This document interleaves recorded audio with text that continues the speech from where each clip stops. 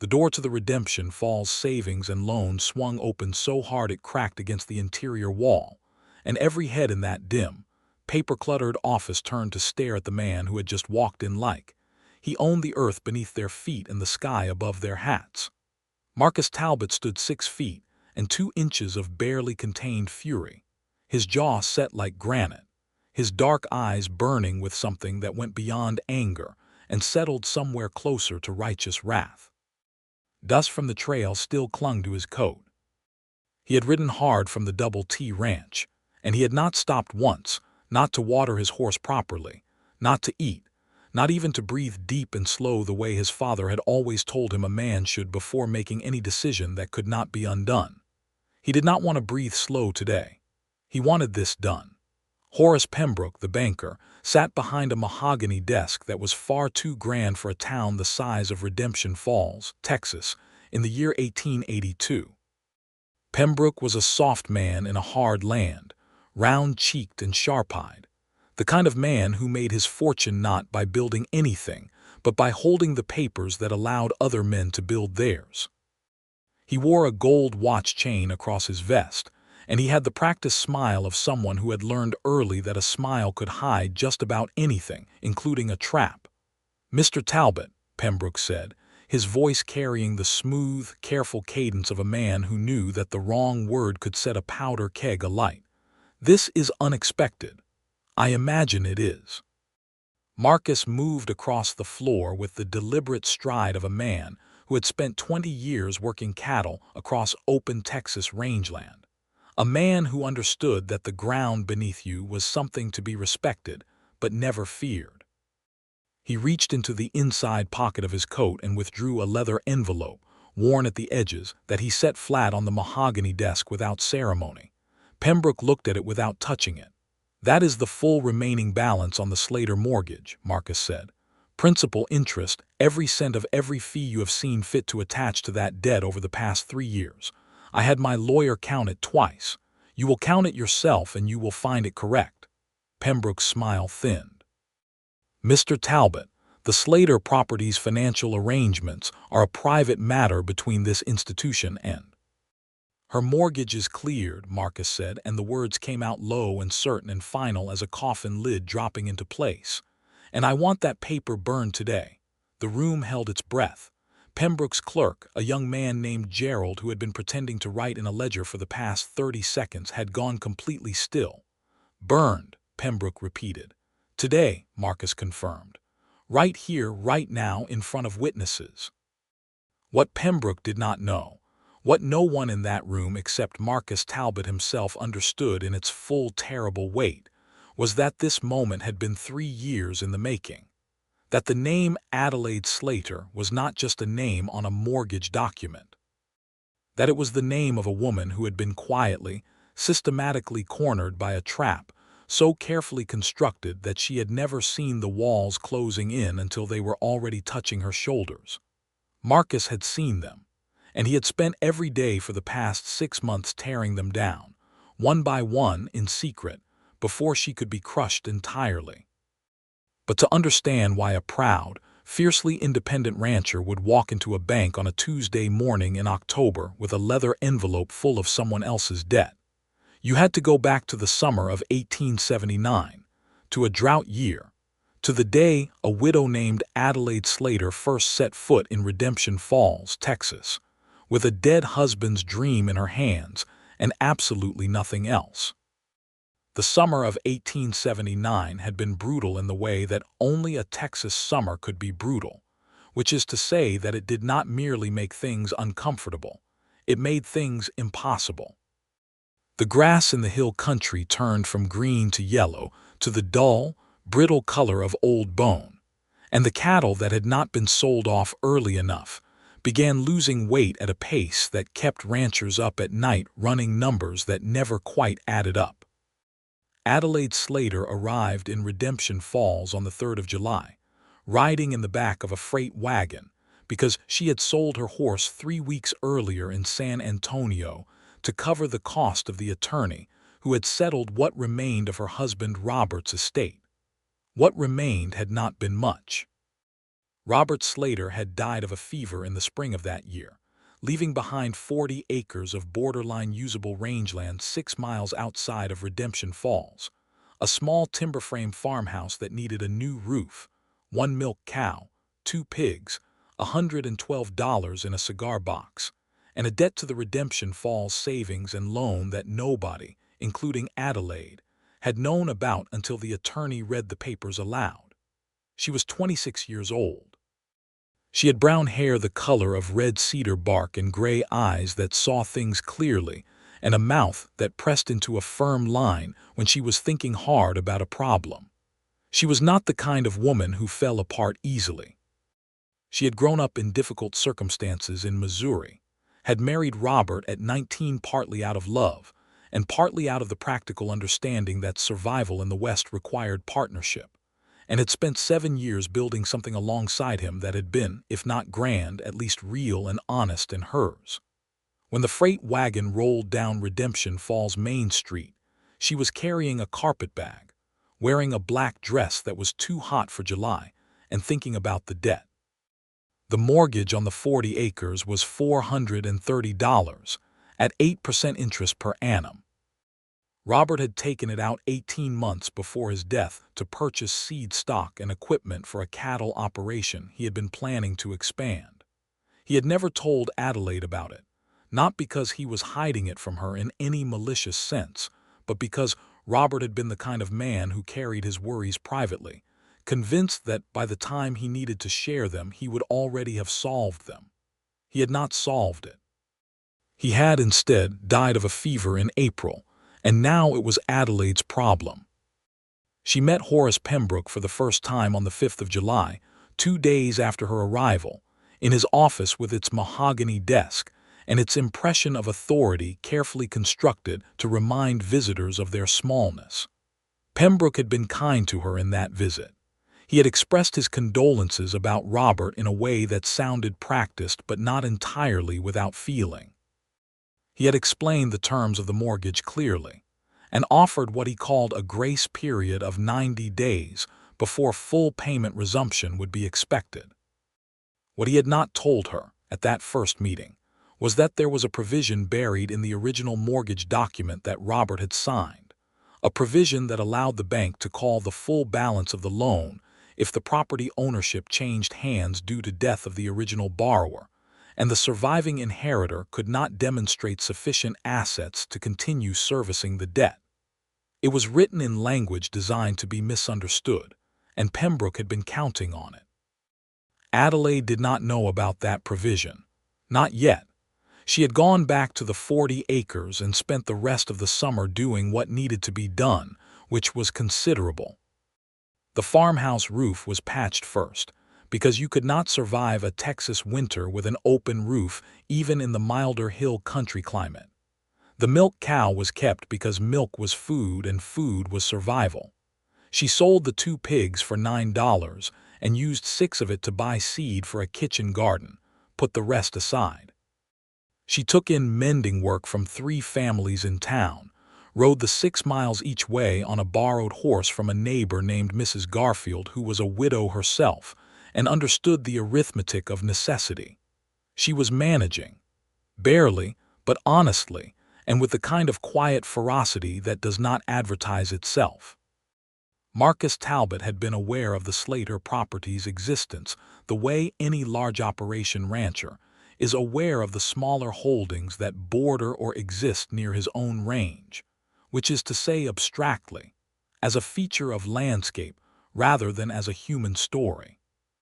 The Double T Ranch, which Marcus had inherited from his father James Talbot in 1876 at the age of 28, after a heart failure had taken the elder Talbot with brutal swiftness, was a 1,200-acre cattle operation with a reputation for producing some of the cleanest, healthiest longhorn stock in that part of Texas.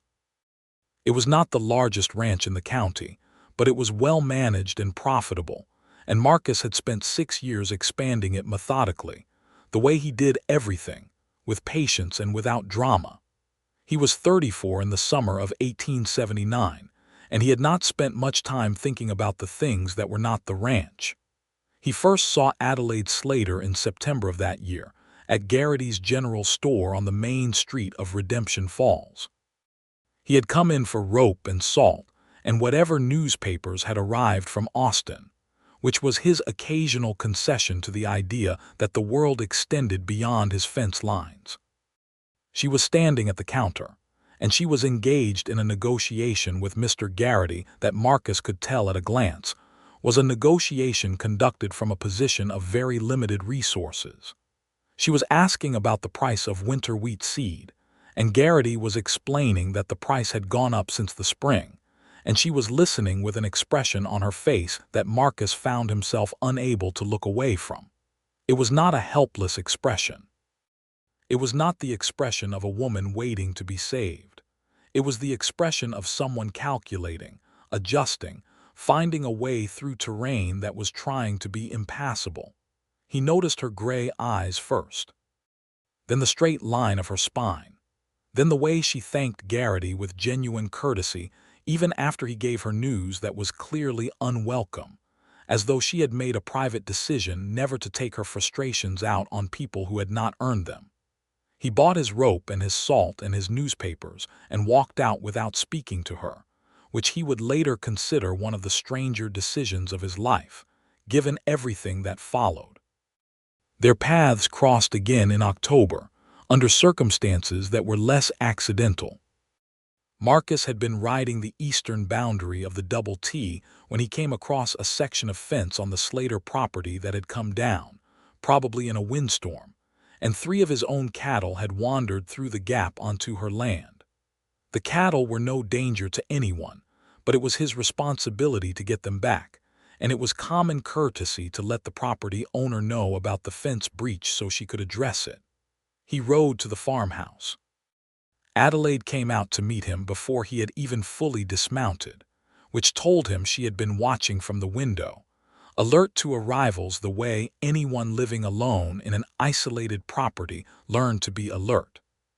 She was wearing a work dress, flower on her forearms, hair pinned up but with several strands escaping in the mid-morning breeze. "Your fence line is down on the east side," Marcus said. "About 40 yards of posts and wire. 3 of my cattle got through. I can have my men come fix it if you need." She looked at him steadily. "Which fence line? The one along the creek bed or the upper run?" He had not expected that level of specific knowledge of her property's geography from someone who had only been there 4 months. He adjusted his read of her. "Upper run," he said. "Post rot looks like. The wood was already compromised." "I know it," she said. "I have the wire to replace it." "I have been waiting on posts." She paused. "I can have it fixed by the end of the week. I am sorry about your cattle." "No apology needed," he said. "The wind does not consult property lines." He hesitated, which was unusual for him. "I am Marcus Talbot. The Double T is due west." "I know who you are," she said. "I am Adelaide Slater." There was a silence between them that was not quite comfortable, but was not unfriendly either, the kind of silence that acknowledges that 2 people have just moved from abstract awareness of each other to the more complicated territory of actual acquaintance.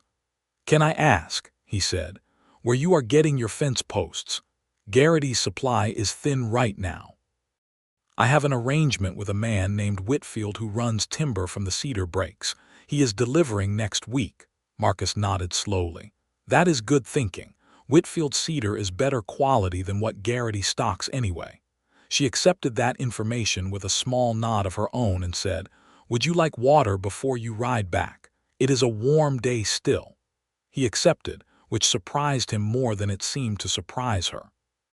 He tied his horse at the post and followed her to the porch, and she brought him water in a tin cup, and they stood in the thin October shade and talked for perhaps 20 minutes about fence posts and cattle and the drought and the price of feed. It was, on its surface, a thoroughly unremarkable conversation, the kind 2 neighbors might have 10,000 times across the length and breadth of the Texas Hill Country without it meaning anything at all. But Marcus rode home with the distinct and uncomfortable awareness that he had just met someone extraordinary, and that he had no idea what to do with that awareness, given that she was a widow in difficult circumstances, and he was her neighboring rancher, and the social architecture of 1879, Texas, did not offer many clean paths through the territory between those 2 points. He thought about her that evening while reviewing his ledgers. He thought about her the next morning while overseeing the fall cattle sorting. He recognized what this was because he was 34 and not an inexperienced man, and he had felt the distant edges of something like this before, though never with quite this particular force. He told himself it was none of his business. He was wrong, and the reason he was wrong had nothing to do with the pull he felt toward Adelaide Slater and everything to do with what Horace Pembroke did in November of that year. The letter arrived at the Slater property on a gray November morning, and Adelaide read it 3 times before she let herself believe what it said.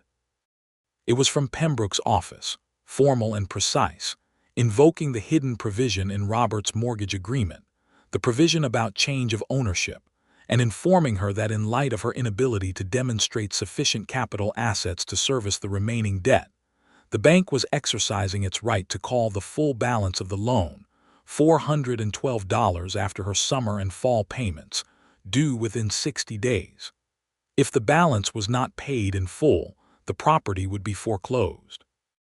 Adelaide sat at the kitchen table for a long time after reading that letter. The milk cow moved in the barn. A wind came across the hill and touched the window glass. She thought about Robert, and she was not angry at him for not telling her about the debt because there was no use being angry at someone who was dead and had not meant harm, but she did feel, for a moment, completely and utterly alone in a way she had not felt since the week after the funeral. Then she folded the letter, put it in the cigar box with the remaining money, and started calculating. She had $106. The debt was $412. She was short $306, with 60 days to find it. She went to Pembroke herself the following week and asked about alternatives, extension arrangements, any structure that would allow her to continue servicing the debt over time rather than face the impossible requirement of the lump sum. Pembroke listened to her with his practiced sympathy and told her that the provision was unambiguous, that his hands were tied, that he wished the circumstances were otherwise. He was so convincing in his apparent regret that she left the bank feeling as though she had been heard, even though nothing had changed and nothing had been offered. What Adelaide did not know, and would not know until much later, was that Pembroke wanted the Slater property. Not for the bank's balance sheet. For himself. He had identified the 40 acres, sitting between 2 larger ranches with a seasonal creek running through the lower section, as a valuable acquisition, and he had been waiting patiently for an opportunity to take it at the lowest possible cost. The hidden provision in Robert's original mortgage, which Pembroke's predecessor had written years before, had been Pembroke's instrument of choice. He had waited for Robert to die or for some other change in circumstance to deploy it. He had not counted on Marcus Talbot. Marcus learned about the foreclosure threat the same way he learned about most things in Redemption Falls, through the network of small-town information that moved through Garrity's store and the livery and the Methodist church on Sunday mornings.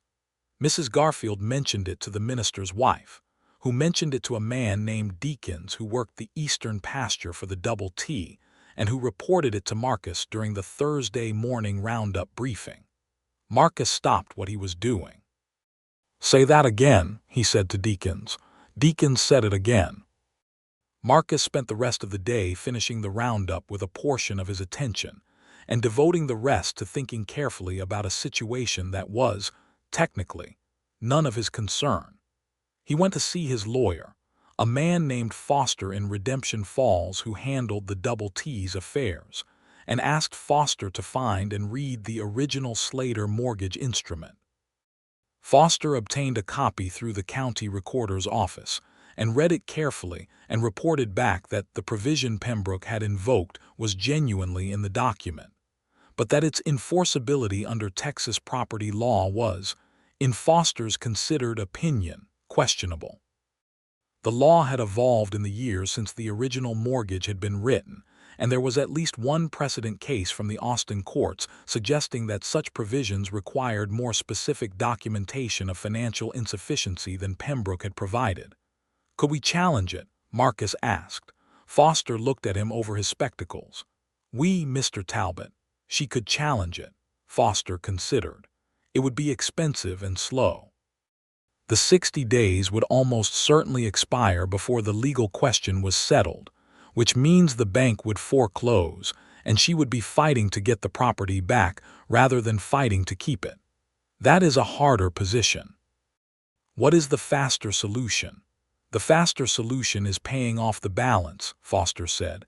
Marcus sat with that for a moment. What do I know about Horace Pembroke's actual ownership of that provision? He asked. What I mean is, was this provision legitimate to begin with, or was there something irregular about how it was inserted into the original document? Foster looked interested. That would require examining the original instrument and comparing it to the bank's standard mortgage forms from that period. Can you do that? I can. But Mr. Talbot, may I ask what your interest is in this matter? The Slater property is not adjacent to your holdings. Marcus stood up. No, he said carefully. It is not. I am asking as a matter of general interest in whether lending practices in this county are honest. Foster did not believe this explanation, and they both knew it, but Foster was a good lawyer and understood that some questions were better left unasked in certain directions. Adelaide Slater, meanwhile, was doing what she had done her entire adult life when confronted with an impossible problem, which was to address every possible angle with the limited tools available to her. She wrote letters to her brother in Missouri, who wrote back apologetically that he had nothing to spare. She approached 2 families in town about the possibility of a private loan, and one declined, and the other offered terms that were not meaningfully better than losing the property outright. She inquired about the possibility of selling a portion of the 40 acres, but without a buyer, a survey, and legal work, that process could not be completed in 60 days either. She was running out of angles. What she did not do, even as the walls closed in, was ask Marcus Talbot for help. He was her neighbor in a loose geographic sense, and they had spoken perhaps 4 or 5 times since October, always in passing, always about practical matters.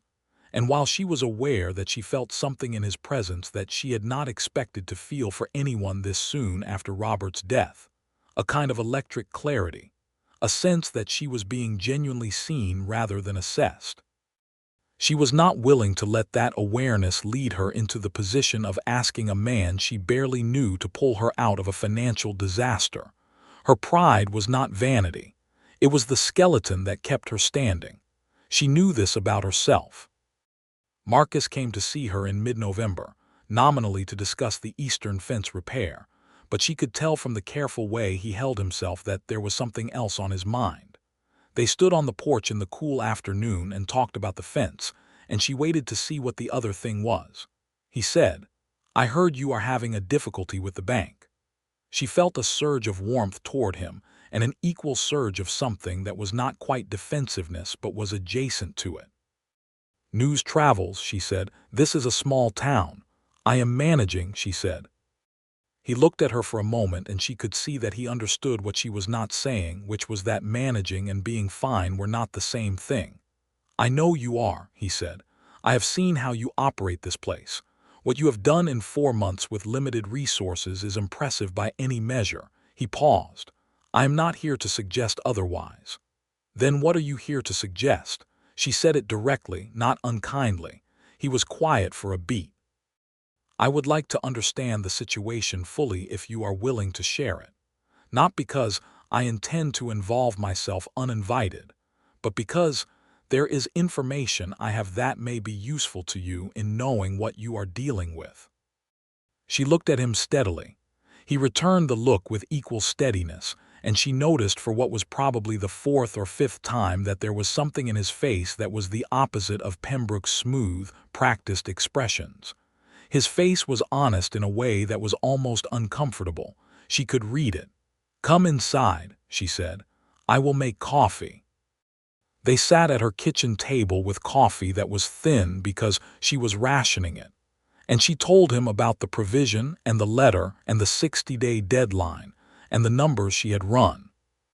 She told him because something in the way he listened suggested that he would not use what he heard to make herself feel smaller, and she was right about that.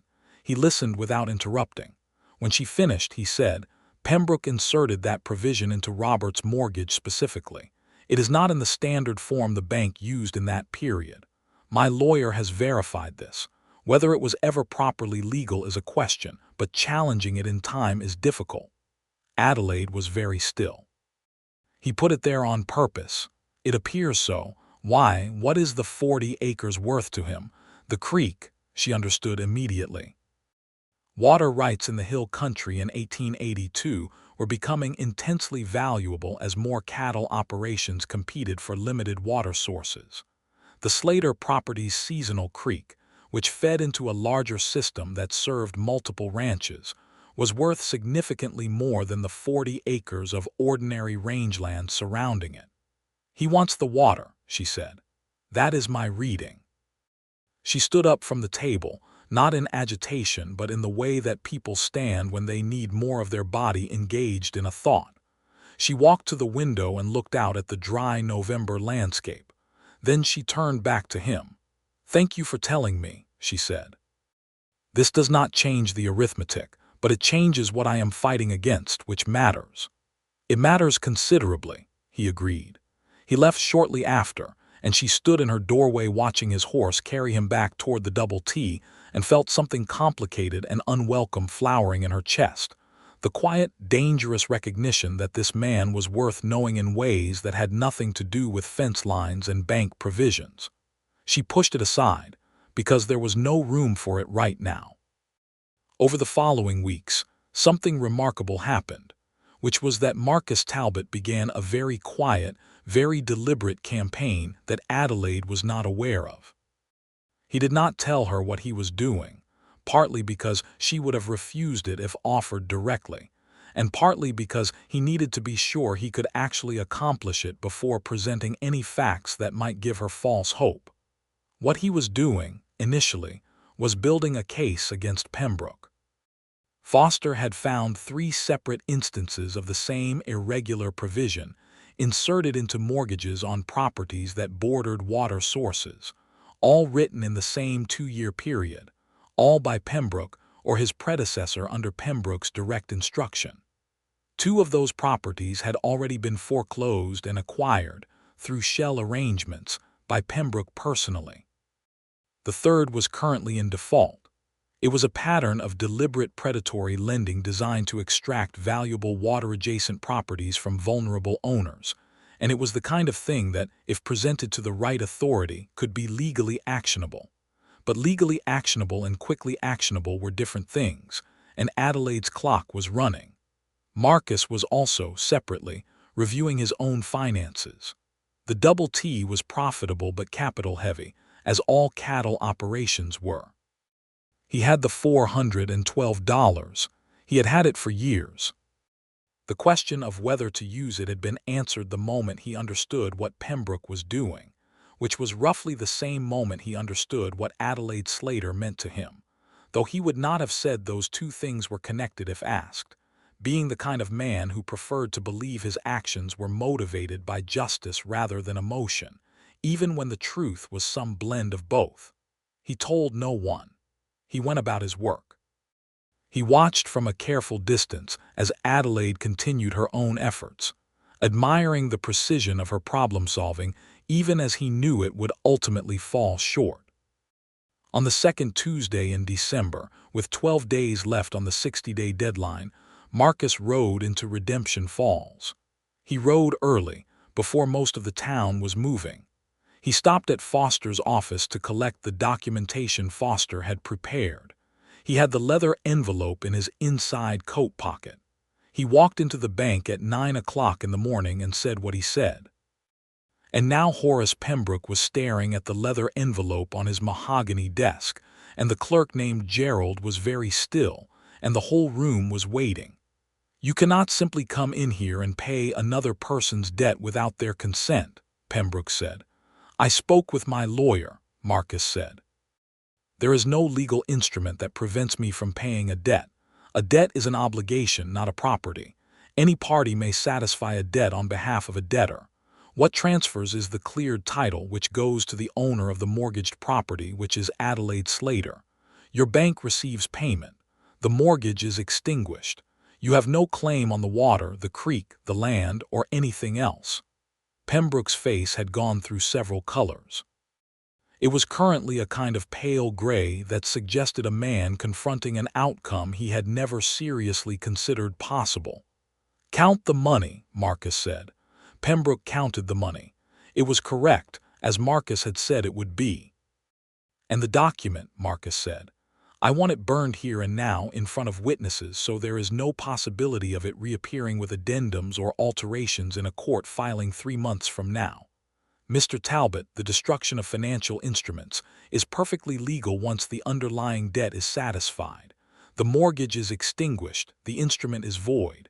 I want to watch it burn, right now." Pembroke looked at him for a very long time. He looked at Gerald, who was the only other person in the room and who was clearly not going to help him. He looked at the leather envelope, fully and correctly counted, sitting on his desk like a verdict. He retrieved the mortgage document from his files. He burned it in the small iron stove that heated the office, and Marcus Talbot watched every corner of it catch and curl and blacken into ash, and when it was done he said, "My lawyer will be visiting your records to confirm that no copy exists. If one does, we will be having a much less pleasant conversation that will involve the county sheriff and a judge from Austin." He left the bank, mounted his horse, and rode toward the Slater property. Adelaide was mending fence on the north boundary when she saw the rider approaching across the Winterpale pasture. She recognized Marcus by the way he sat a horse, which she had learned to read the way she had learned to read most things about him over these months, with more attention than she had intended and more accuracy than was comfortable. She stood holding the fence wire, watching him come. He stopped 10 feet from her and dismounted. He took off his hat. He was not a man who took off his hat easily. "The mortgage is gone," he said. She looked at him. "I do not understand what you mean." "The mortgage on this property," he said. "The debt is paid. The document is burned. Pembroke will record the satisfaction of lien at the courthouse today because he has no legal choice. This land is yours, clear and without encumbrance." Adelaide was very still for what felt to both of them like a long time. "You paid it," she said. "Yes. Without telling me. I knew you would refuse it if I told you beforehand." She looked at him, and what was in her face was complex and layered, and it moved through several things quickly: gratitude and fury and something very close to grief, and underneath all of it, something warm and shaken. "Marcus," she said, and it was the first time she had used his given name, and both of them registered that fact. "I know," he said. "You are going to tell me I should have asked. You are going to tell me that it was not my right to make a decision about your life without consulting you. You are going to tell me that you could have found another way." "Could I?" she asked. He was honest. "Probably not in 12 days. She turned away from him and looked at her 40 acres, the frost-touched grass, the farmhouse with its new-patched roof, the bare-limbed oaks along the creek bed that would be green again in spring.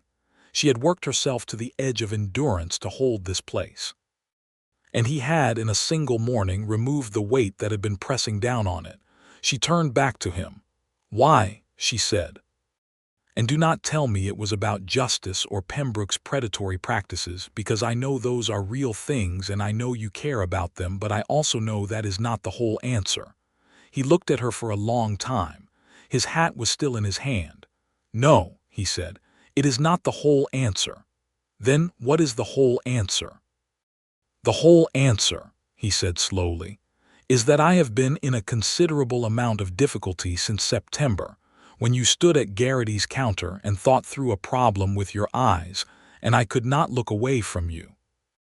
And the difficulty has increased substantially over the following months, and I do not know what to do with it in any graceful way, which is why I have been talking to you about fence posts and water rights instead of saying any of this directly." Adelaide looked at him. Something was happening in her chest that she recognized, and her first impulse was to push back against it, to tell herself it was too soon, that she barely knew him, that she was not a woman who allowed herself to be swept into feeling by grand gestures. But the truth was that she had known Marcus Talbot for 3 months, and in those 3 months she had come to understand that he was a man of integrity in the deep-grained sense, not just the surface-polished sense that men like Pembroke performed. She had seen how he treated his workers, how he spoke about the land, how he listened when she talked, how he had told her an uncomfortable truth about Pembroke's motives without using it as an occasion to position himself as her rescuer. Until today, when he had, in fact, rescued her, but even now he was not standing in front of her expecting gratitude. He was standing in front of her with his hat in his hand, telling her something true and waiting for whatever her response was going to be. "You paid $412, she said. "Yes." "And burned the paper."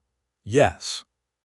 "Marcus Talbot," she said carefully, "I am going to need some time to be furious with you for making this decision without consulting me, and I am going to need some time to figure out how to pay you back because I will not carry a debt to anyone, including you, and I am going to need some time to think about what you just told me in that last part."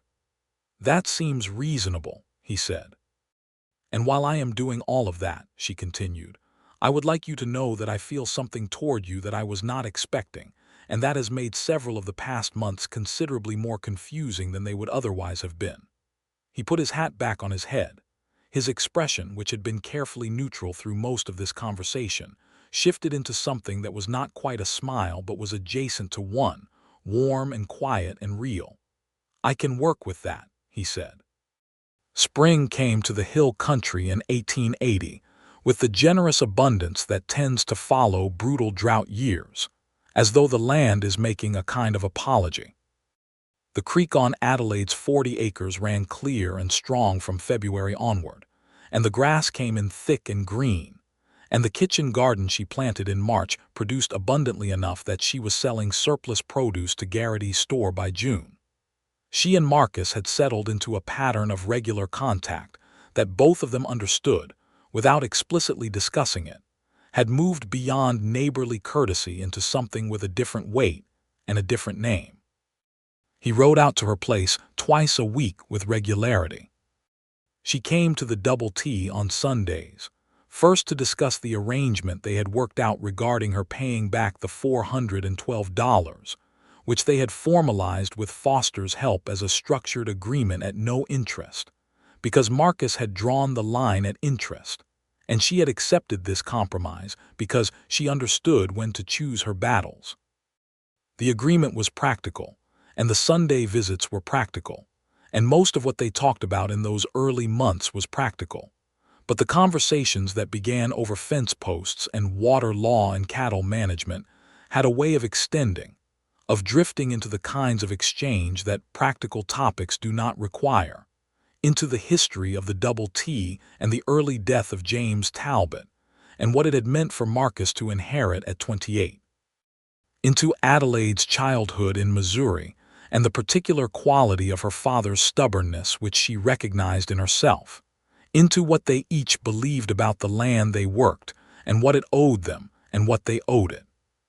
By March, they had stopped pretending the visits were primarily practical. Marcus asked her to ride the eastern boundary of the Double T with him one afternoon in early April, to look at a section of range he was considering expanding, and she went, and they rode for 3 hours through spring green country, the oaks coming into leaf, the wildflowers beginning their brief, extravagant annual performance across every slope and clearing, the air smelling of cedar and new grass, and the particular freshness of country that has recently had rain. He showed her the section he was considering and asked her what she thought, and she told him what she thought with specificity and intelligence, having spent enough time around cattle operations to have genuine opinions about drainage and grass quality and access routes. He listened to her with the full attention that she had come to recognize as one of the most consistent things about him, the way he did not half listen, The way he did not wait for her to finish so he could say what he had already decided, but actually took in what she said and let it change his thinking when it warranted changing. They were standing on a low ridge overlooking a creek-bottom meadow when he said, "I want to tell you something." "All right," she said. "I have been thinking about this for some time," he said, "and I want to say it correctly, so I am going to take a moment." She waited. The creek below them was running, and a mockingbird was working through its entire repertoire in a live oak nearby. "I know the last year has been the hardest kind of hard," he said. "I know you are still finding your footing in ways that have nothing to do with me. That losing Robert and building something alone from the ground up has cost you in ways that I have only a partial view of. I know that you are not a woman who needs saving, and that the thing I did in December could be read as precisely the kind of presumptuous interference that a woman of your capability and independence has every right to find infuriating. You have thought about this carefully," she said. "I think about everything carefully. It is possibly my most significant fault." A pause. "What I am trying to say, Adelaide, is that I do not want to be something that complicates your life or crowds your space. But I also cannot continue riding out here twice a week and talking to you for hours and riding home again without telling you that being with you, just being in the same space as you and hearing what you think about things and watching how you work and exist in the world, is the most significant thing that has happened to me in a long time, maybe ever." She was looking at the meadow. She turned to look at him. "I love you," he said, with the directness of someone who has decided that the most honest sentence available is also the least complicated one. The spring wind came across the ridge and moved through the new leaves and the wildflowers below, and Adelaide Slater, who had come to this country with a carpetbag and a dead husband's dream and nothing else, felt something in her chest open like a gate that had been latched against a weight for a very long time. "I love you too," she said. "I have been frightened of it because the timing seemed wrong and because I am not accustomed to leaning on anyone and because you matter enough that the possibility of it going badly is genuinely terrifying." "It will not go badly," he said. "How can you know that?" "I cannot," he said honestly. "But I know that I am the kind of man who does not say things he does not mean and does not make commitments he does not intend to keep. And I mean everything I just said, and I intend to keep all of it, for as long as you will allow it." She looked at him for a long moment, this man with his honest face and his patient certainty and his $412 and the burned paper that had set her free. "That could be a very long time," she said. "Good," said Marcus Talbot.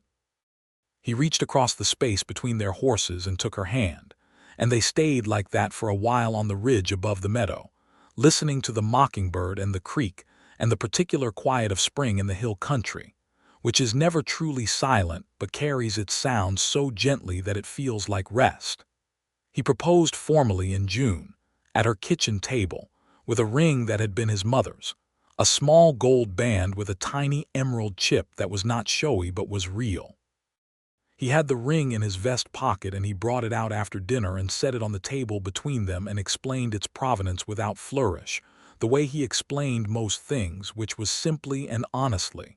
She picked it up and looked at it for a long time. Then she looked at him.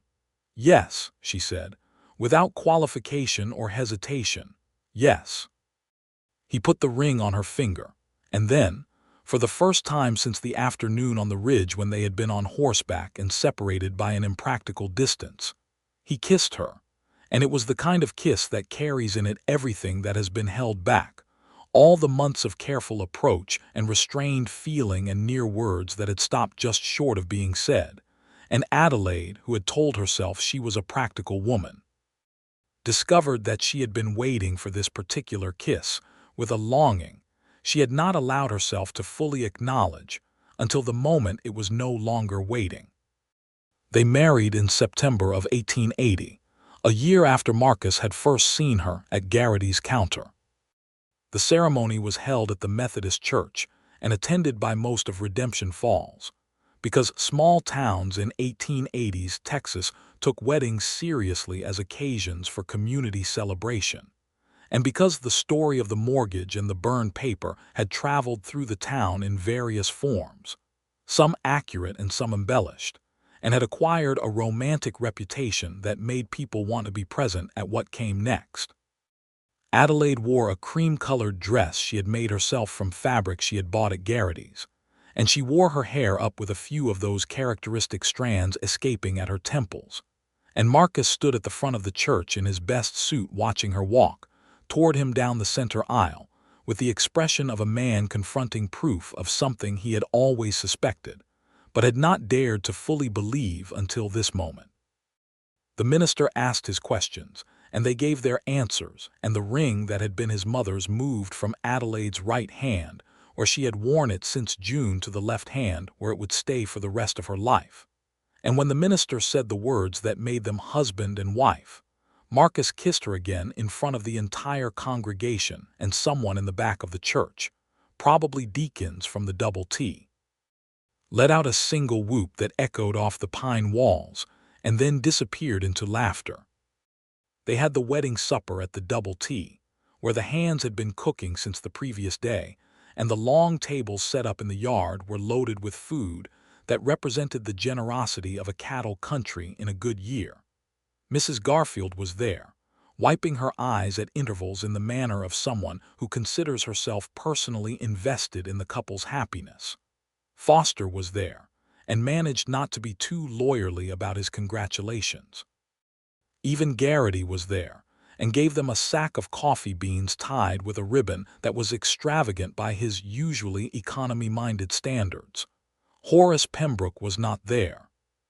He had been notably quieter since December's confrontation in the bank, and Marcus's attorney Foster had spent the intervening months assembling the documentation of Pembroke's predatory lending pattern into a case file that had been submitted to the county, and more importantly, to the Texas State Bank Examiner in Austin. An investigation was underway. It was slow in the manner of official investigations, but it was progressing, and Pembroke's confidence had visibly diminished over the course of the year. Marcus had made a decision not to tell Adelaide everything about the Pembroke investigation until it was concluded, reasoning that she had enough on her mind, and that watching a slow legal process unfold would only reopen the anger and violation she had felt when she understood what had been done to her. Adelaide had made a discovery, independently, about the investigation in July, through Mrs. Garfield, who had heard it from the minister's wife, and had confronted Marcus about the concealment with the specific, precise irritation that he was learning was her method of expressing genuine feeling. He had apologized genuinely and explained his reasoning genuinely, and she had told him that she appreciated the impulse, but that she expected to be included in decisions about her own affairs, even when those affairs were also his affairs now, and he had agreed that this was entirely fair and promised to do better on that score. She accepted this, and they moved past it, because they were both people who understood the difference between a breach worth dwelling on and a breach worth learning from and moving forward. They settled at the Double T in October. The 40 acres, now fully in Adelaide's name and entirely unencumbered, was kept. They ran cattle on it, and Adelaide retained the legal title in her own name, which Marcus had insisted upon, saying that property she had bled for should never be held in any name but hers. This was one of the several things about him that she loved in a way she had not anticipated loving anything again. The first year of marriage had the quality of all first years, which is to say it was a period of discovering how two independent and strong-willed people navigate the shared architecture of a life. They disagreed about certain things: the management of the south pasture, the question of whether to hire an additional hand, the correct approach to the bookkeeping that Adelaide had taken over and organized with a ruthless efficiency that occasionally revealed inefficiencies in the previous system that Marcus felt slightly defensive about. They worked through these disagreements with a combination of directness and humor that suited them both. By spring of 1881, the Double T had expanded to include Adelaide's 40 acres as operational range. though not ownership. And the cattle operation was running more profitably than it ever had, partly because of the additional range, and partly because Adelaide had restructured the accounts in a way that identified 3 areas of preventable cost that had simply never been noticed before. Marcus looked at her revised ledgers one evening in April, sitting at the large desk in the ranch house office that had been his father's, and said, "You are better at this than I am."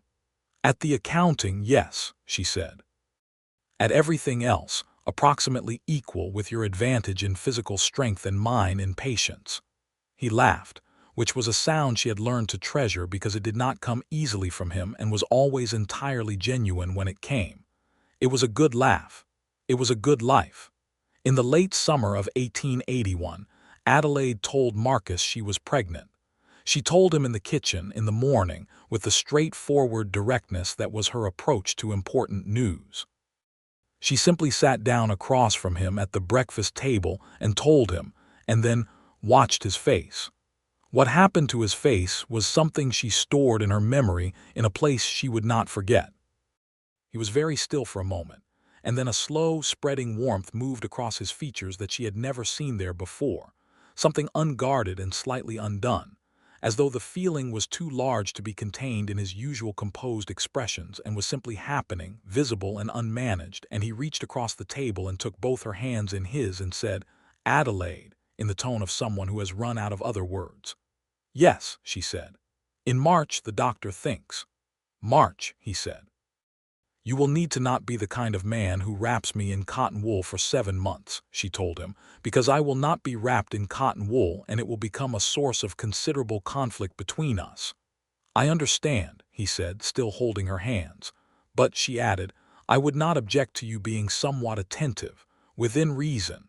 "I think I can manage attentive within reason," he said.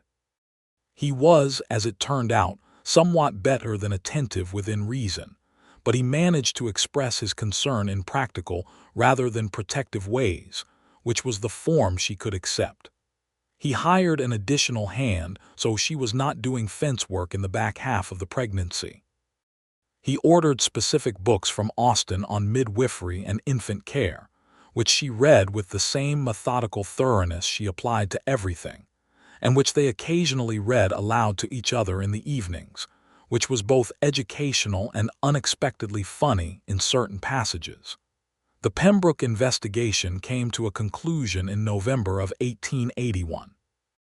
The State Bank examiner found sufficient evidence of fraudulent lending practices to revoke the redemption, Falls Savings and Loans operating charter and refer the matter to the county prosecutor.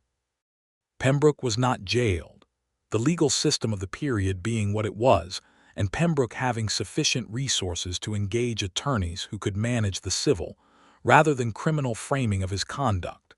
But he was ruined professionally and financially, was required to satisfy the fraudulently foreclosed claims of several other property owners, and left Redemption Falls by the end of the year under circumstances that were not voluntary.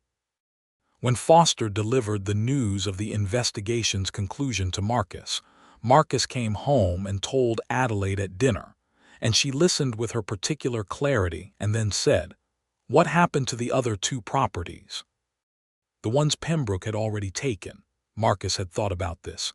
"One of the owners is deceased. The other is a family named Whitmore who relocated to Oklahoma after the foreclosure. Foster has been in contact with them. There is a path for them to reclaim." Adelaide nodded. "I want to know if there is anything I can do to help the Whitmore family, directly, not through attorneys." "I thought you might," he said. "I want to write to them. I have their address from Foster."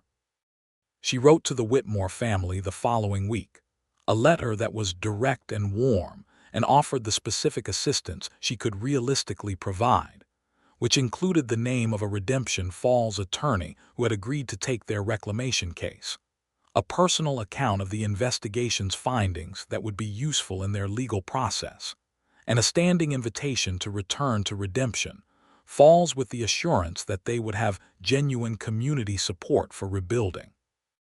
The Whitmore family, a couple in their 40s named George and Martha, received the letter in Oklahoma Territory, and responded with a gratitude that was one of the more moving things Adelaide had received in her correspondence. They did eventually return in the summer of 1882, and the Talbots were among the first people to help them settle back into their reclaimed property, with labor and supplies and the kind of neighborly assistance that was, at its best, what community in the West could look like. Adelaide had not forgotten where she had come from. She did not intend to. Their son was born on the 14th of March, 1882, in the Double T Ranch house with the assistance of Mrs. Garfield, who had experience in these matters, and a doctor named Crane who had recently arrived in Redemption Falls and was competent and calm. The labor was hard and long in the way that first labors tend to be, and Marcus spent most of it in the hall outside the bedroom door, which the doctor and Mrs. Garfield had drawn firmly against his presence, going through roughly the longest hours of his adult life.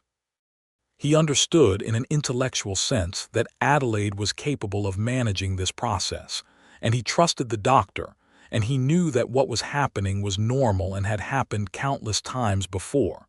None of this made the waiting easier. When Mrs.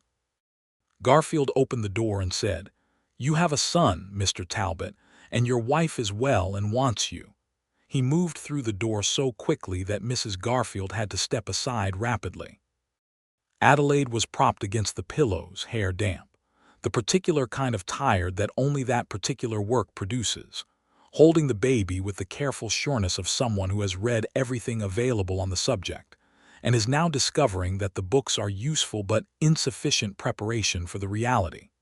She looked up when Marcus came in, and what was in her face was an exhausted, luminous combination of accomplishment and wonder and love.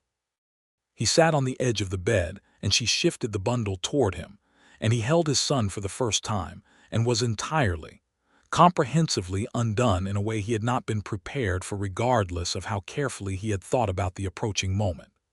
The baby had black hair, the same color as his father's, and eyes that were currently the unfocused blue of all newborns but would eventually settle into gray, the same clear gray as his mother's. "James," Marcus said, meaning his father's name, and looked at Adelaide. "James," she agreed, meaning that she agreed, which was their particular marital shorthand for decisions that both wanted but had not yet said aloud. James Marcus Talbot was baptized at the Methodist Church in April of 1882, and the ceremony was attended by most of Redemption Falls, in the same spirit that the wedding had been attended, which was to say that the town had adopted the Talbots as a collective project of hopefulness, or at least the Talbots had that impression of it, and the baptism was an occasion for reaffirming that investment. The day after the baptism, on a Tuesday morning in April, was the day Marcus rode into Redemption Falls and walked into the bank. This requires a small clarification, because the story has arrived at its own beginning, and the reader deserves the full explanation of what the bank visit was about, since the Pembroke investigation had already concluded the previous November. The Redemption Falls savings and loan had, after Pembroke's removal, been taken over by a new administrator appointed by the state bank examiner, a man named Caldwell who was considerably more careful and less predatory in his practices. Caldwell had been working through the bank's records systematically, and in the process of that review had discovered something that even Marcus's attorney Foster had not known, which was that when Pembroke had recorded the satisfaction of lien on the Slater mortgage in December of 1879, he had done so in a way that contained a technical error. Not a forgery, not an intentional manipulation, but a clerical error in the recorded language that created a theoretical cloud on the title, a minor defect that no one had caught, and that, under a strict reading of Texas property law, would need to be corrected in order for the title to Adelaide's 40 acres to be genuinely unassailable. Caldwell had written to Marcus in March to inform him of this.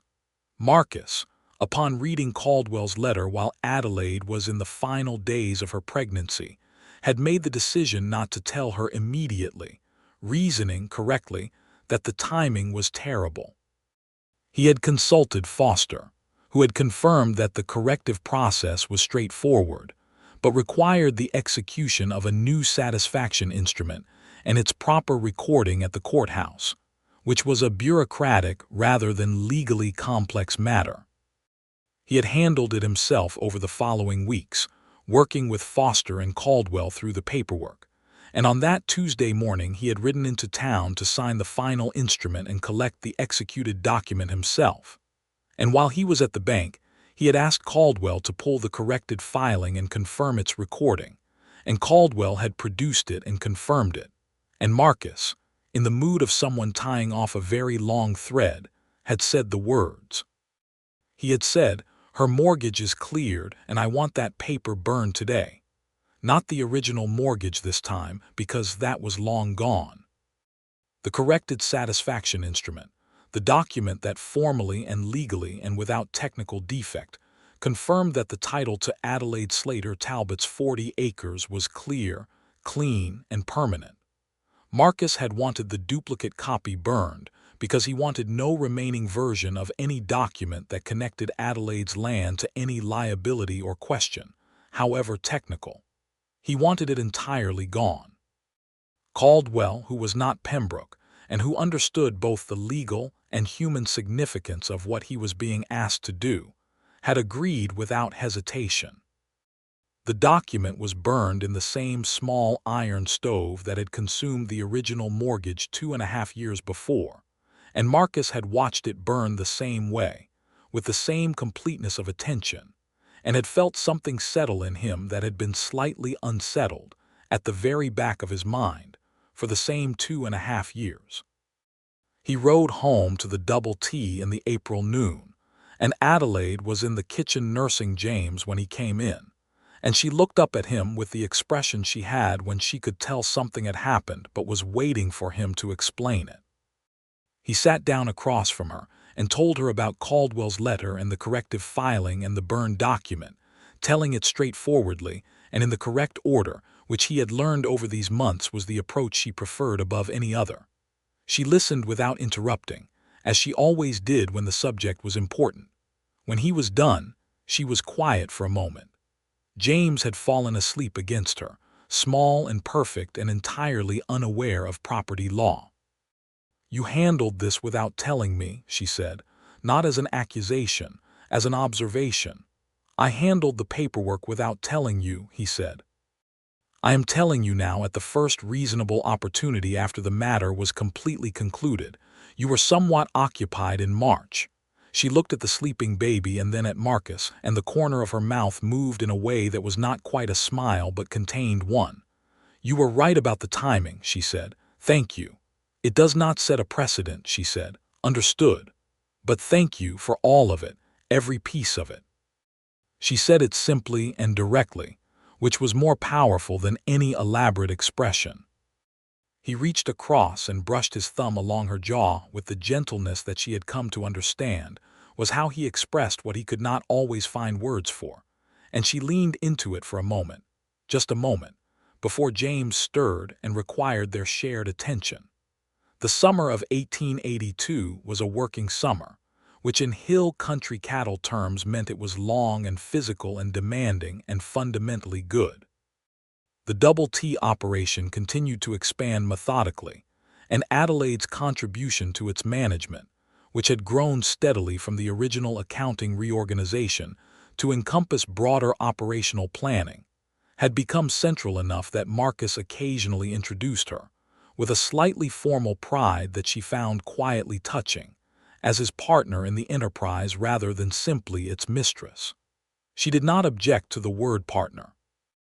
The 40 acres continued to produce, and the water from the seasonal creek, which had been the object of Pembroke's covetousness, was shared under a formal water rights agreement with the 2 neighboring ranches, including the Whitmore property after their return, which Adelaide had negotiated herself over 2 meetings in the spring, producing an arrangement that was fairer to all parties than the previous informal understanding had been. George Whitmore told her afterward that she should have been an attorney, and she told him she had considered it, and that the practical obstacles in 1882 were considerable, and they both acknowledged the particular weight of that observation. In the fall of 1882, Adelaide and Marcus had a conversation that was, on its surface, about cattle management and range capacity and operational growth, and underneath its surface about the architecture of the life they were building together, which had by this point become something both larger and more intimate than either of them had imagined when standing on a ridge above a spring meadow. Adelaide said, "If we bring the new eastern section into full production, we will need a second manager-level hand, someone who can run operations independently when we are both otherwise engaged."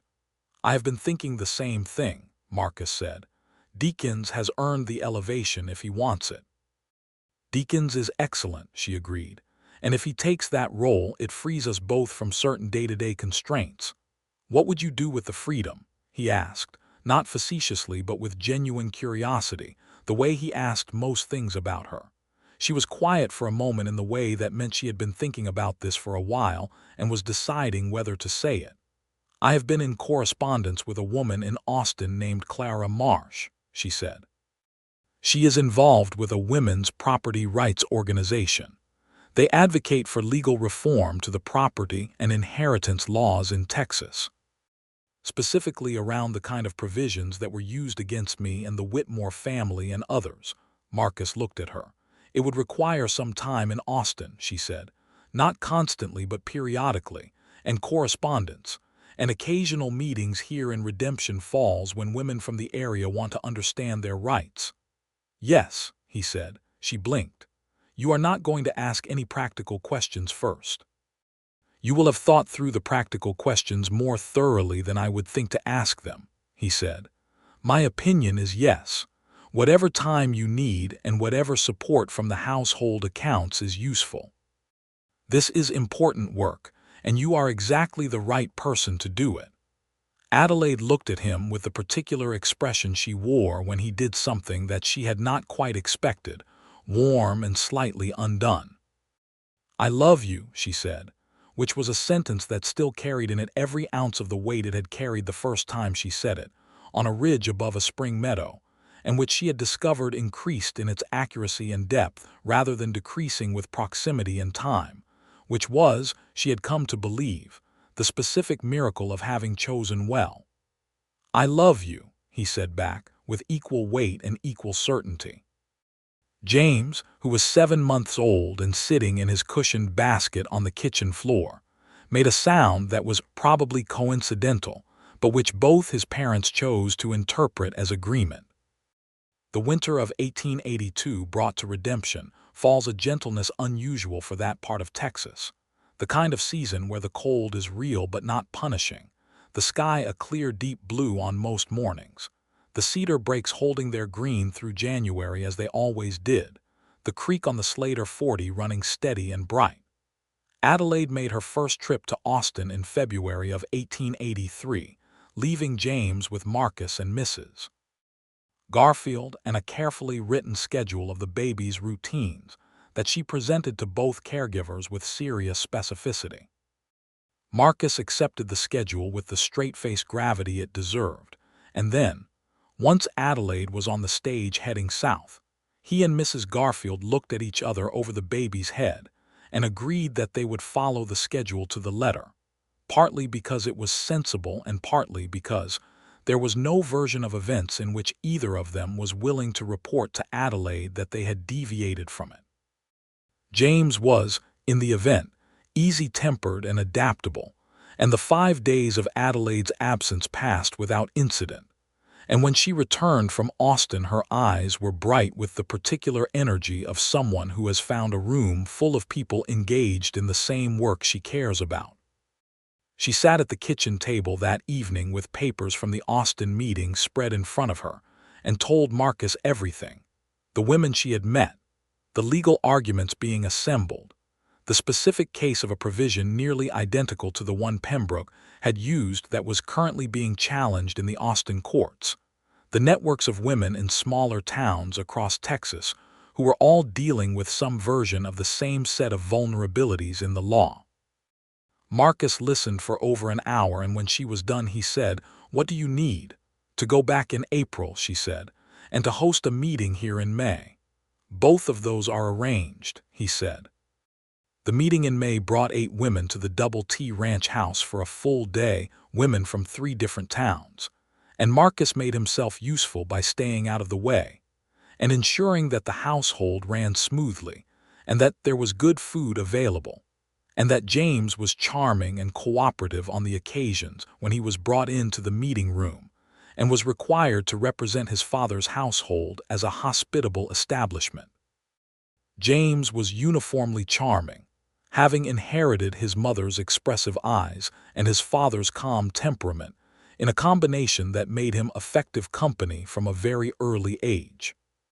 By the summer of 1883, Adelaide had become a recognized correspondent in the Texas Women's Property Rights Network, and her account of the Pembroke situation had been written up in a form that circulated among legal advocates in Austin as a case study in predatory lending practices and the vulnerability of widowed property owners. She did not use her name in the written account, which was her choice, but the women in the network who knew her referred to it as the Slater case and understood exactly what it meant. Marcus, for his part, had been asked by Foster to serve on a newly formed county land registry oversight committee, which he had accepted partly because it put him in a position to identify and flag any future Pembroke-style practices before they could develop into the same kind of damage, and partly because it gave him knowledge of the county's property landscape that was useful to Adelaide's advocacy work. They were, without either of them having entirely planned it this way, operating as a kind of complementary pair in the civic life of redemption. Falls, in addition to their partnership in the operational life of the Double T, it suited them. It was one of the several things about their marriage that felt, to both of them, like a form of luck that was also earned. Adelaide discovered she was pregnant again in the autumn of 1883 and told Marcus in the same kitchen, at the same table, with the same directness as the first time, and Marcus had the same undone response as the first time, which Adelaide found both predictable and entirely insufficient as a reason to feel as moved as she did by it. She continued her correspondence work through the fall and into early winter, scaling back the travel to Austin but not the intellectual engagement, and the work continued and progressed with the gradual, determined pace of legal reform, which is to say more slowly than the urgency warrants but more surely than the opposition expects. The second baby was born in May of 1884, a girl this time, and they named her Clara after the woman in Austin, Clara Marsh, who had first drawn Adelaide into the network of advocacy, and who was, by now, a genuine friend. James, who was 2 years old and had opinions about most things, inspected his new sister with the expression of a very young person, trying to determine whether a new development is going to be interesting or inconvenient, and appeared to reserve judgment. Clara Talbot had her mother's gray eyes and her father's black hair, and she was loud from the first day in a way that James had never been, expressing her preferences on the subject of comfort and feeding with a specificity and volume that impressed even Mrs. Garfield. "She knows her own mind," Mrs. Garfield said. "I cannot imagine where she gets it," Marcus said, looking at Adelaide. Adelaide, who was tired in the magnificent way of someone who has recently done something enormous, said, "From both sides, I expect. You are not a retiring man." This was true, and he did not argue it.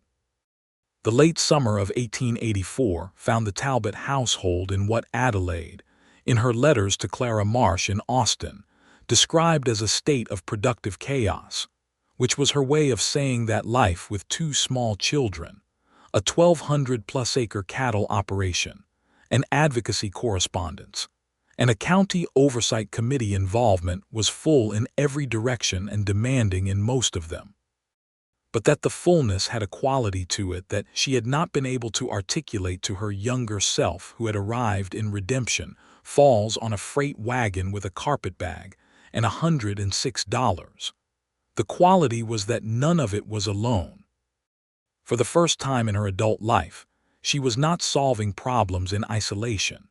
She had built something with someone who did not merely allow her complexity but engaged with it, who brought his own substantial self to the work of their shared life without requiring her to be smaller or simpler to accommodate him, who took his hat off when he had something important to say, who listened with his whole attention, who burned documents. She had written to Clara Marsh about the burned documents, not the legal circumstances but the meaning of the gesture, the deliberate finality of removing the paper evidence of a trap so that it could never be used again. And Clara had written back that this was one of the most significant gestures a man in 1879 Texas could make toward a woman, and that Adelaide should not underestimate the rarity of it. Adelaide did not underestimate it. She had known from the December afternoon in her doorway, watching Marcus ride back toward the double T after telling her the mortgage was gone, what she was dealing with. She had known for a very long time that she loved him, and the knowing did not diminish but deepened, the way good water deepens in the channels it cuts over time, going further in the same direction.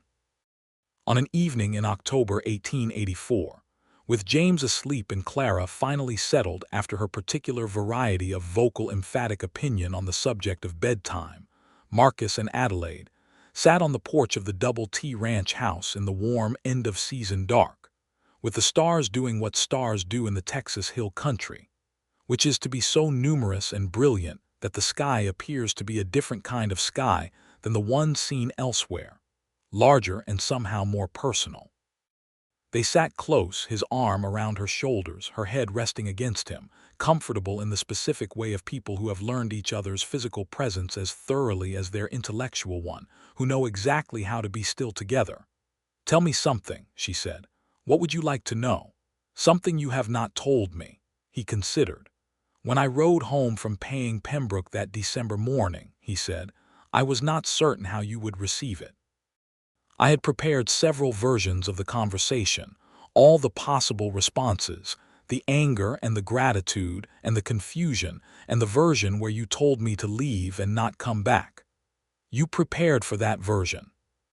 She said, "I prepared for every version," he said, "including the one that happened, which I had prepared for last because I considered it least likely." "What version was that?" "The version where you stood in the field holding fence wire and said what you said, which was exactly honest and exactly right, and opened something that I have been walking through ever since." She was quiet for a moment, listening to the October insects and the distant sound of cattle in the east pasture and the small sounds of the house settling behind them. "I am glad you burned the paper," she said. "So am I. I am glad you were there," she said. "Not just for the paper, just in general. I am glad you exist and that you are mine and that this is our life."